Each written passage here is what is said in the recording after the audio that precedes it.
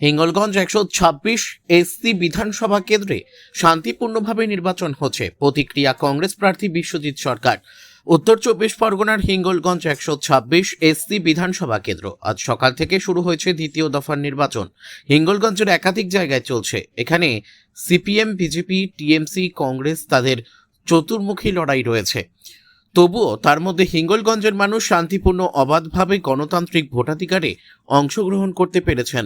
কোথাও কোনো অসুবিধা হয়নি এমনটাই জানিয়েছেন কংগ্রেস প্রার্থী বিশ্বজিৎ সরকার, এবং তিনি জেতার ব্যাপারে ১০০% আশাবাদী। হিঙ্গলগঞ্জ থেকে প্রদীপ সরকারের রিপোর্ট, বিগ নিউজ বাংলা। দেখছি ভালোই ভোট হচ্ছে, মানুষ তার ভোট যে অধিকার সেটা মানুষ দিচ্ছে, স্বতঃস্ফূর্ত ভাবে দিচ্ছে। কোথাও কোনো তেমন আমার চোখে কোনো ঝামেলা পড়েনি। এই তো আপনার এর থেকে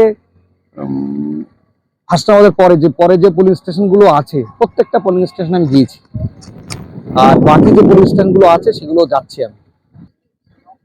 না, আমার মনে হয় প্রভাব তেমন পড়বে না। মানুষ চাইছে, মানুষ কংগ্রেসকে চাইছে, জনগণ চাইছে আবার কংগ্রেস আসুক, ভারতবর্ষে আসুক, পশ্চিমবঙ্গে আসুক। আমি বিকেল পর্যন্ত ঘুরবো, যতক্ষণ ভোট শেষ না হয় ততক্ষণ পর্যন্ত আমি হিঙ্গলগঞ্জে থাকছি।